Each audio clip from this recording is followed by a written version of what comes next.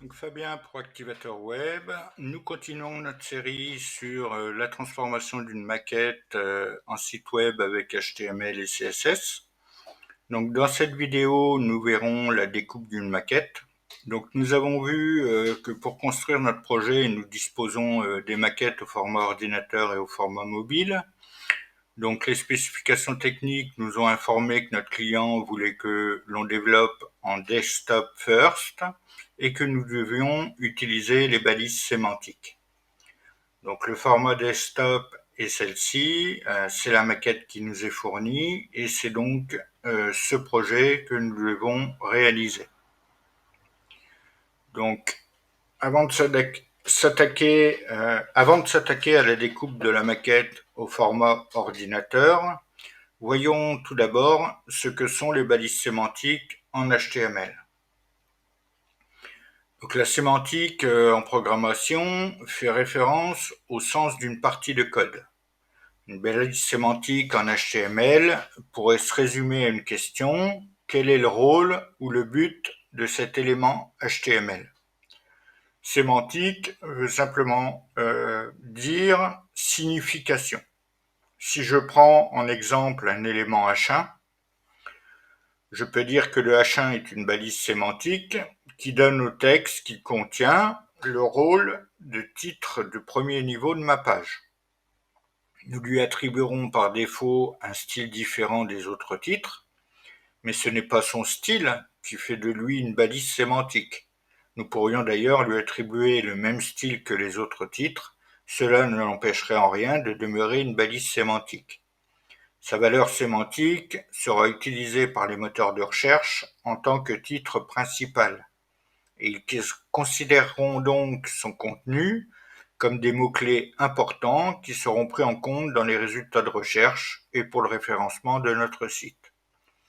De plus, notre balise sémantique H1 sera utilisée comme un indicateur par les lecteurs d'écran et pour ainsi aider les utilisateurs déficients visuels à naviguer sur notre page. Donc il faut bien comprendre que les balises sémantiques ont plusieurs rôles qui sont très importants, qui, je le rappelle, sont la possibilité de définir tout de suite à quoi correspond cette balise. Elles permettront d'avoir un code plus propre, plus structuré. Un développeur qui ne connaîtrait pas le projet, en venant sur notre projet, pourrait tout de suite se repérer grâce à ces balises sémantiques. Au niveau du référencement, donc nous l'avons dit, les moteurs de recherche prendront en compte ces balises sémantiques et les lecteurs d'écran ou tout autre outil nécessaire à l'accessibilité pour pouvoir aider par exemple les utilisateurs déficients visuels. Ils aideront les lecteurs d'écran à comprendre le code et ainsi pouvoir donner des informations importantes à l'utilisateur. Donc nous avons deux types de balises sémantiques, des balises de structure et des balises de contenu. Donc nous allons voir rapidement les balises de structure. Donc les balises de structure, nous avons la balise header. Alors, à savoir que les balises de structure sont au nombre de 7 principales. La balise nav, la balise main, la balise article, la balise section, la balise aside et la balise footer. Pour mieux comprendre, on va se rendre sur mon site Activateur Web. Pour la balise header, donc que l'on traduit en français par l'entête, ce sera la balise que nous trouverons sur les pages de notre site. Donc en général, le header contient le logo et la navigation ou menu principal du site. À savoir que celle-ci peut être utilisée pour délimiter l'entête des sections ou articles également, mais pour garder une structure simple, mieux vaut uniquement s'en servir pour l'entête de notre site. Donc si je prends l'exemple d'activateurweb.com, ma balise footer se situe, ma balise header, se situe ici. La balise header contient mon logo ainsi que mes liens de navigation. Nous avons ensuite la balise nav qui, comme indiqué précédemment, se trouve généralement dans notre header. Donc ici, la balise nav se situe ici, c'est les liens qu'on voit ici, et qui délimite la navigation principale du site. À savoir que nous pouvons utiliser cette balise nav ailleurs que dans le header, comme par exemple dans le pied de page appelé footer, ou dans une barre latérale de contenu appelée sidebar. Ce qui est important de retenir est que la nav sert à la navigation entre les pages de notre site. La nav aura les différents liens pour nous rendre sur les différentes pages de notre site. Nous avons ensuite une balise main. La balise main déterminera la zone de contenu principale. Main signifie d'ailleurs principal en français. La balise main contiendra le contenu utile de la page et dans l'idéal, ce contenu devra être unique à la page. En général, une seule balise main est utilisée par page. Ici, ma balise main se situe entre mon header et mon footer. Ici, mon footer s'arrête ici, sur la zone noire, et mon header s'arrête ici. La balise main est donc toute cette partie ici. Nous avons ensuite une balise article qui contiendra le contenu éditorial du site. Donc cette balise permettra de déterminer les éléments qui sont en lien avec le contenu de la page. Elle dépendra également de l'objectif du site web que nous réalisons et aura plus d'importance sur un site e-commerce, un site d'actualité ou un blog. Ici, ces cartes sont des articles. Mais encore plus important, si je vais sur le blog, ici, chaque carte correspond à un article.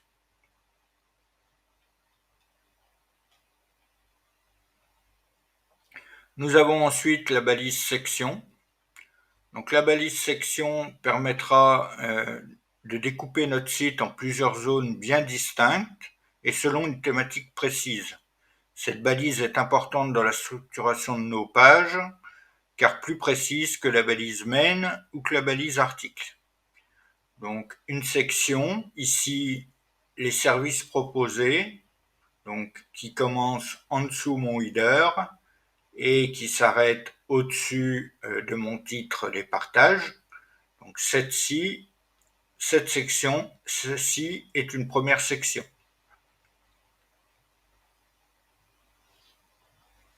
Avant mon titre les partages et jusqu'au footer, ceci est une deuxième section. Nous avons ensuite la balise side. Donc la balise side déterminera une zone de contenu qui n'est pas en relation directe avec le contenu principal de notre page. Cette balise est souvent utilisée pour y mettre des liens externes ou de la publicité par exemple. Si je retourne sur mon blog, ici, sur la droite, ma balise side peut être celle-ci. Nous avons ensuite la balise footer, donc qui se traduit en pied de page en français. Elle déterminera donc notre pied de page. Bien souvent, nous y placerons des liens comme les mentions légales, les conditions générales de vente, bref, tous les liens utiles pour nos utilisateurs. Elles peuvent également contenir notre logo ou une balise nav pour délimiter une zone de navigation secondaire. Ici, si je vais sur mon footer est cette zone noire. Elle contient mon logo ainsi que les différents liens qui vont servir à mes utilisateurs avec les mentions légales, la politique de confidentialité et la politique de cookies. Nous avons enfin une zone qui contient les icônes de réseaux sociaux. Ici, ici, il s'agit des consentements aux cookies. Donc voilà pour ces balises concernant la structure d'un site web. Nous avons ensuite des balises de contenu. Donc je ne vais pas toutes les énumérer dans cette vidéo, car elles sont assez nombreuses. Je vous encourage vivement à la lire, la page de Ronen Hello sur les balises sémantiques. Je vous mettrai le lien sous la vidéo ou à la fin de cet épisode. Sachez tout de même que ces balises peuvent être des balises de titre de H1 à H6, des balises de liste avec UL et LI, des balises de paragraphe avec P, de lien avec A, des balises de liste de description avec DL, DT et DD, des balises de citation comme bloc quote et cite, des balises d'adresse, de date, de code, de caractères en exposant, etc. Nous l'avons vu, toutes ces balises nous aideront à créer des sites web mieux structurés permettant un meilleur référencement par les moteurs de recherche et une bonne accessibilité aux personnes souffrant de handicap. Elles nous permettront également de nous repérer plus facilement dans l'organisation de nos pages si nous ou un autre développeur devions reprendre notre code d'ici quelques temps. Alors, je ne vous ai pas parlé de la balise div qui signifie division et qui, elle, est une balise générique au même titre que la balise span. La balise div représente souvent la majorité de la structure d'une page. Cette balise sera utilisée lorsqu'aucune balise sémantique ne peut être utilisée à sa place. Cette balise sert uniquement de conteneur et ne représente rien en soi tant qu'elle n'est pas mise en forme avec le CSS. Nous devons voir cette balise vraiment comme un conteneur, une boîte qui nous permettra de regrouper notre contenu et de le styliser en lui donnant des attributs de classe ou d'ID. Je vous ai dit que la div est une balise générique au même titre que la balise span. La différence entre ces deux balises étant que l'élément div est un élément de bloc, alors que l'élément span est un élément en ligne. Pour la faire simple, je vous dirais qu'un élément de type bloc créera un saut de ligne avant et après son contenu, tandis qu'un élément en ligne, que l'on appelle inline, n'en créera pas. À savoir que ces notions de présentation de bloc ou inline sont désormais portées par le CSS. Donc voilà un petit peu pour la présentation des balises sémantiques en HTML. Nous les utiliserons dès que nécessaire, bien évidemment, et en priorité avant une div ou un span. Je vous l'ai dit, vous pouvez retrouver toutes ces balises sémantiques sur le site Ronen Hello. Donc je vous mettrai le lien dans cet article. N'hésitez pas à aller le voir, c'est vraiment complet, vraiment bien détaillé et on en apprend beaucoup en lisant cette page. Et moi je l'ai, comme vous l'avez vu, en favori, car ça me sert un petit peu de pense-bête lorsque j'ai besoin de structurer mon code et que je veux voir si une balise existe. Je vous l'ai dit, je vous ai énuméré les balises de structure, mais les balises de contenu sont très nombreuses. Donc n'hésitez pas à aller consulter cette page.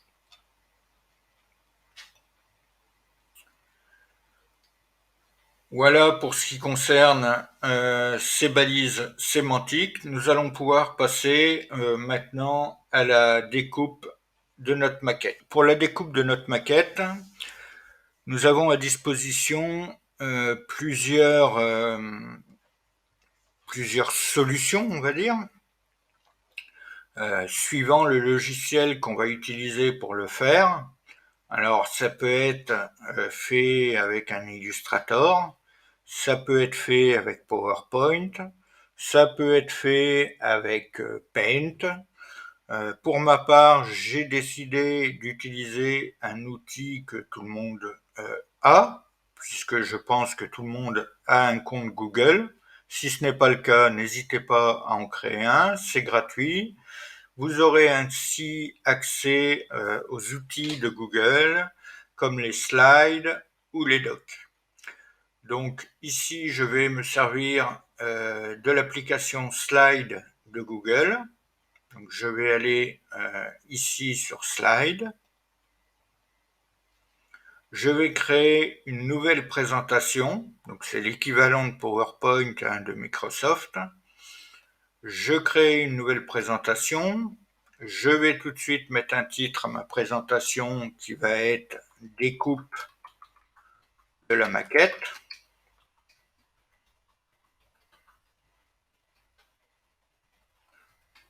Héberge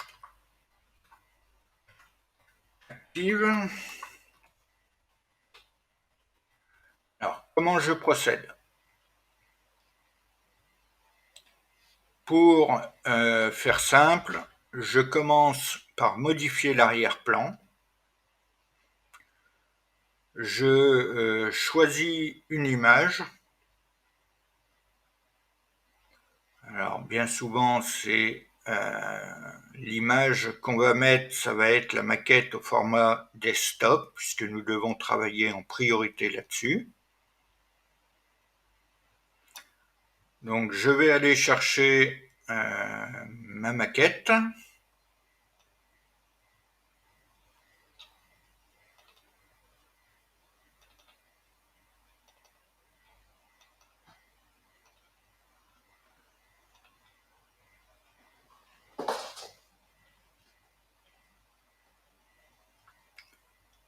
J'ouvre donc ma maquette. OK. Donc nous voyons ici qu'en fond, ma maquette desktop a été mise en fond. C'est ce que je voulais. Toutefois, le format paysage ne me plaît pas. Je vais donc modifier l'affichage.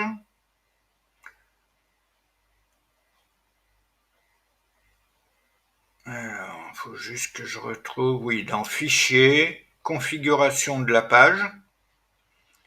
Ici, j'ai possibilité de choisir Personnaliser avec un format A4 qui doit être de mémoire 21-29-7, il me semble, à vérifier.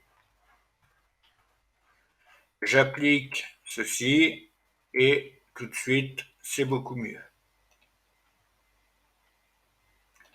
Ici, je supprime cela. Je supprime ceci également. Alors, j'aurais pu aussi faire mise en page et vide. Donc ici, j'ai ma maquette. Je vais pouvoir travailler dessus.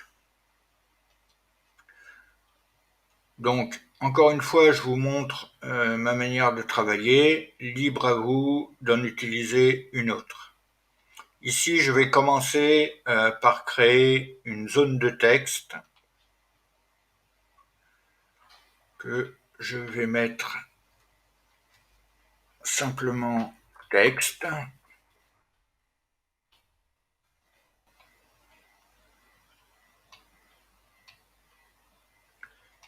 Et je vais la placer au-dessus.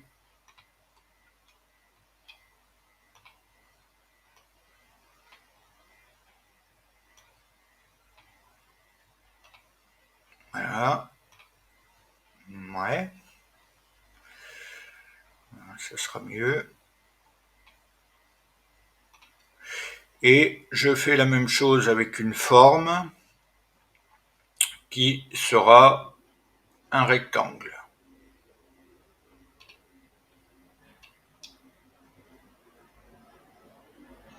Ce rectangle, je vais lui mettre une couleur de bordure.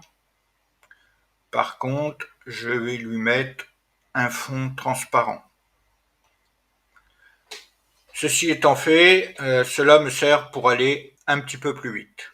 Donc pour découper ma maquette, alors je veux que cette vidéo soit assez courte, hein, je ne vais pas tout faire devant vous, néanmoins je vous montrerai le résultat final. Pour commencer, je commence par découper ma maquette en grosses structures. C'est-à-dire que nous avons vu les balises sémantiques, je commence par les balises sémantiques. Donc ici, je fais un copier-coller, ou CTRL-C, CTRL-V. Hein. Ici, je veux mon header. Mon header, nous l'avons vu, doit contenir mon logo et les liens qui emmènent vers les pages de mon site. Donc mon header sera celui-ci. Alors attention parce que j'ai une petite barre juste au-dessus. Donc je vais le mettre ainsi. Je vais remonter mon rectangle et mon texte. Et ici, je fais un copier-coller de mon texte. Et pour mieux me repérer, ici, ce sera mon header. Pour mieux me repérer, je mets mon header de la même couleur que les bordures de mon rectangle. Donc ici, mon texte sera bleu. Je pourrais le mettre en gras également. Donc mon header et toute cette zone-ci. Ensuite, j'ai la possibilité de mettre des sections. Donc pour moi ici, je vois 5 sections principales. Une section qui va être notre barre de recherche et nos filtres, qui peut être délimitée ici. Une autre grande section qui va être hébergement et les plus populaires. Cette même section contiendra deux autres sections qui seront une hébergement et une populaire. Et enfin une dernière section qui sera l'activité.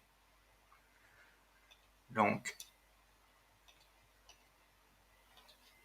on va mettre la même couleur pour les sections. Ici, je vais choisir le violet.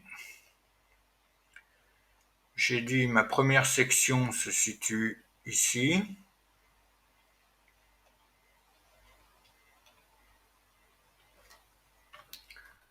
CTRL-C, CTRL-V.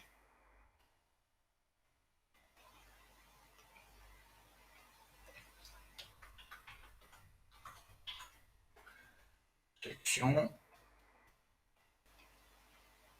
La couleur, j'ai dit violet, en gras. Donc ceci est une première section. On va le mettre là pour ne pas gêner par la suite. Je vais faire CTRL-C, CTRL-V. J'ai dit une deuxième section sera une grande section qui comprendra l'hébergement et populaire. Donc ici, faut que je fasse un copier-coller, sinon ça ne va pas aller.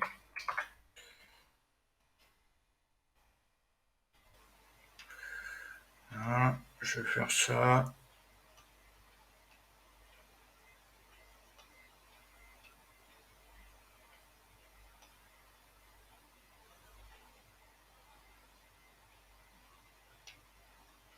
Allez, je mets ça comme ça. À vous d'arranger au maximum. Hein. J'ai une autre section ensuite, j'ai dit qui se situe à l'intérieur, qui est une première qui est hébergement, qui se situe ici.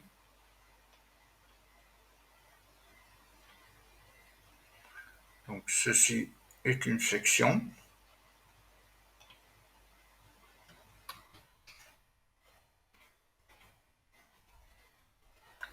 Une deuxième section qui est les plus populaires.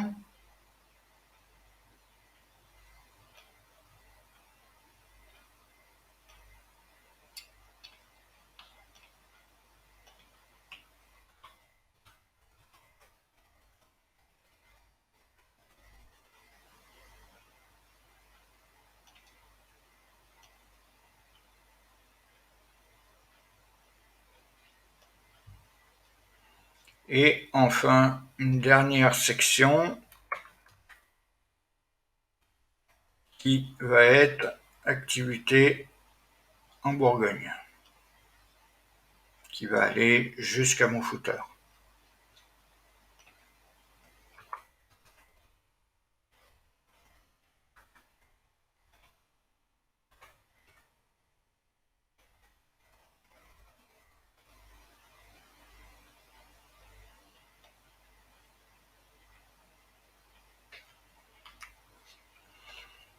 Et enfin, je vais avoir mon footer.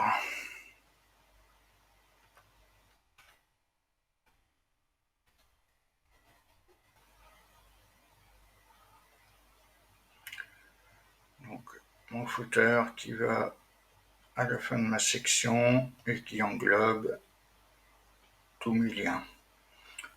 Le footer, je vais le mettre aller en rouge.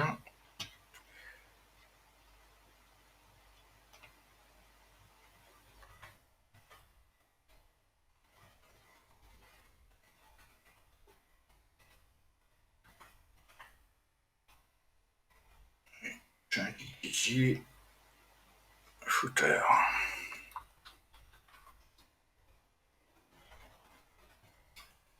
Et je le mets également en rouge, en gras.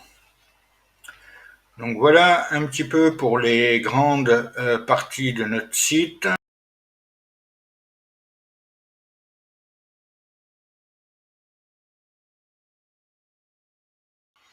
Donc comme je vous l'ai dit, pour pas que les vidéos soient trop longues, j'ai terminé la découpe de la maquette.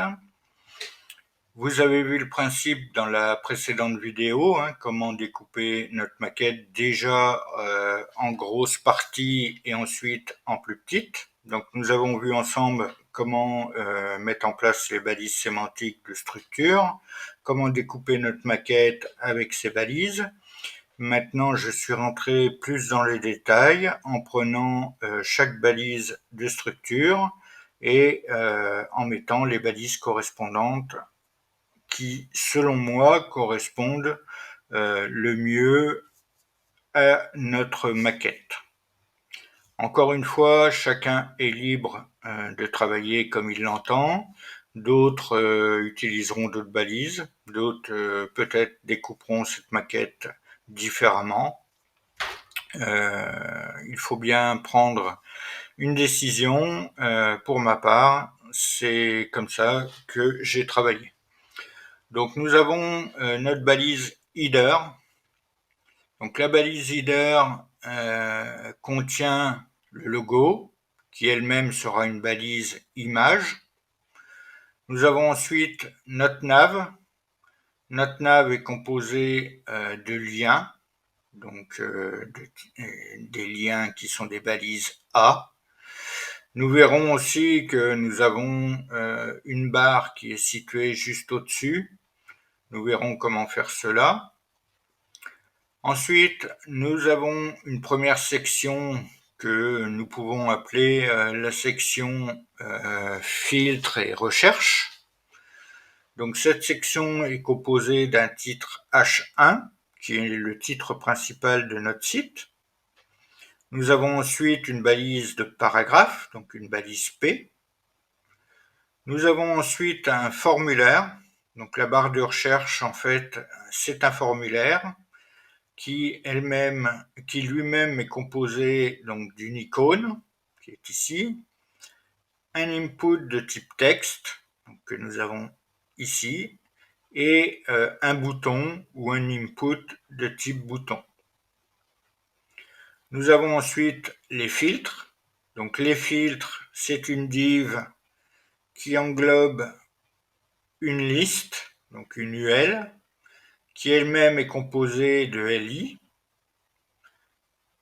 et chaque LI contient une icône et un paragraphe. Voilà un petit peu pour la découpe des filtres. Donc nous verrons cela bien sûr tout en plus en détail dans notre code. À savoir également que quand nous faisons la découpe d'une maquette, il peut arriver que lorsque l'on met notre code en place, eh bien, nous nous rendons compte que nous avons oublié une div ou une balise précise. Encore une fois, la maquette sert à découper au maximum et à nous faire gagner du temps. Cela ne veut pas dire que nous changerons pas la structure lorsque nous allons coder. Nous avons ensuite donc notre texte avec une icône. Donc nous avons une div qui contiendra une icône et un paragraphe. Comme je vous l'ai dit, une div n'est plus ni moins qu'une boîte qui contient des balises. Il faut voir une div pour pouvoir mettre en style notre site. Celle-ci, ici je mets une div de façon à pouvoir mettre mon icône et mon texte, donc mon paragraphe, en forme. Nous avons ensuite notre section, donc notre grande section, qui regroupera à l'intérieur deux plus petites sections, dont une section hébergement en Bourgogne et une autre section qui est les plus populaires. Donc pour la section hébergement en Bourgogne, nous avons un titre H2. Nous avons ensuite 6 articles. Donc un article est composé d'une image, ensuite d'un titre que nous mettrons en H3, d'un texte qui sera un paragraphe, et enfin d'une div qui contiendra 5 icônes. Donc chaque article de la section hébergement est structuré de la même manière, une image, un H3, un paragraphe, une div qui contient 5 icônes. Pour la balise les plus populaires, nous avons une div qui contiendra notre titre H2 plus une icône. Nous avons ensuite des articles qui, comme dans la section hébergement, contiendra une image, un H3, un paragraphe et une div qui contiendra 5 icônes. Chaque article étant composé de la même manière. Nous avons ensuite affiché plus qui lui sera un paragraphe. Ensuite, nous avons la section activité en Bourgogne, donc qui contiendra un titre H2, qui est le titre de notre section. Nous avons ensuite un article qui est composé d'une image et d'un titre H3. Chaque article est composé d'une image et d'un titre H3. Alors ici, je vois que j'ai oublié d'ailleurs un élément, puisque ici nous avons un article principal, donc qui est composé d'un seul article. Ensuite, nous avons une autre colonne qui est composée d'un premier article, qui lui-même est composé d'une image et d'un titre H3, d'un deuxième article, qui lui est composé d'une image et d'un titre H3 également. Mais afin de pouvoir positionner notre article, nos deux articles convenablement, nous allons utiliser une div donc, qui nous permettra de faire la mise en style de ces deux articles, c'est-à-dire de les mettre l'un au-dessus de l'autre. Donc ici, je vois que j'ai oublié de mettre une div qui entourerait ces deux articles. Mais encore une fois, nous verrons cela lorsque nous produirons notre code. Ici, j'ai un article qui est tout seul, donc c'est bien mon article seul, et qui est composé, et un autre qui, de la même manière, est composé de deux articles. Donc ici aussi, j'aurai une div qui sera composée de deux articles, dont une image, un h3, une image, un h3. Nous avons ensuite le footer. Donc le footer sera composé d'une div. Cette div regroupera un premier lien, donc un A, une balise A, et ensuite nous aurons une UL plus un LI. Après, nous verrons, ici j'ai voulu simplement mettre les titres en fait comme des liens. Libre à vous de mettre vos LI comme des liens. Nous verrons cela. Ici, une deuxième div composée d'un titre donc, qui sera un lien et également d'une liste avec des éléments, donc UL plus LI. Et ici, de la même manière, un lien, une liste avec UL et LI. Donc voilà un petit peu pour la découpe de la maquette au format desktop. Je ne vais pas vous faire tout le travail. Il faudra faire la même chose pour votre maquette format mobile.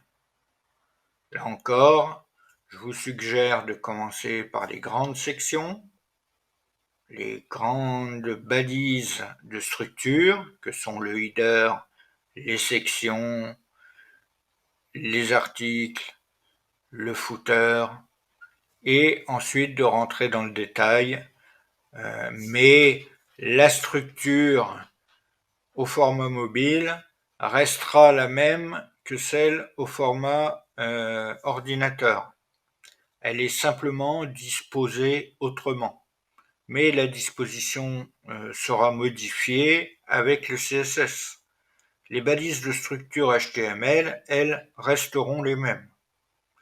Donc je pense que vous n'aurez aucune difficulté, une fois avoir réalisé la découpe de votre maquette au format ordinateur, à découper celle au format mobile. Donc voilà pour la découpe de la maquette au format HTML. Maintenant, nous allons pouvoir commencer l'intégration de notre maquette en site web. Pour cela, j'utilise VS Code, mon éditeur de code. N'hésitez pas à aller voir mon article de blog consacré à son installation. Donc vous l'avez ici, hein, installation de Visual Studio Code. Je vous explique dans cet article comment installer Visual Studio Code. Donc soit vous l'avez en forme de vidéo, ou vous avez un tutoriel pas à pas avec des images détaillées qui vous expliqueront comment installer VS Code sur votre système. Donc pour ma part, je considère que l'installation de VS Code est réalisée, que vous l'avez. Nous pouvons donc ouvrir notre éditeur de code et commencer à coder dans la prochaine vidéo. Je vous dis à très vite pour la prochaine vidéo pour commencer à coder notre projet. En attendant, n'hésitez pas à laisser un commentaire, n'hésitez pas à partager, à liker. Cela m'aidera dans mon référencement et cela m'encouragera à continuer à produire du contenu. Je vous remercie et à tout de suite pour la prochaine vidéo.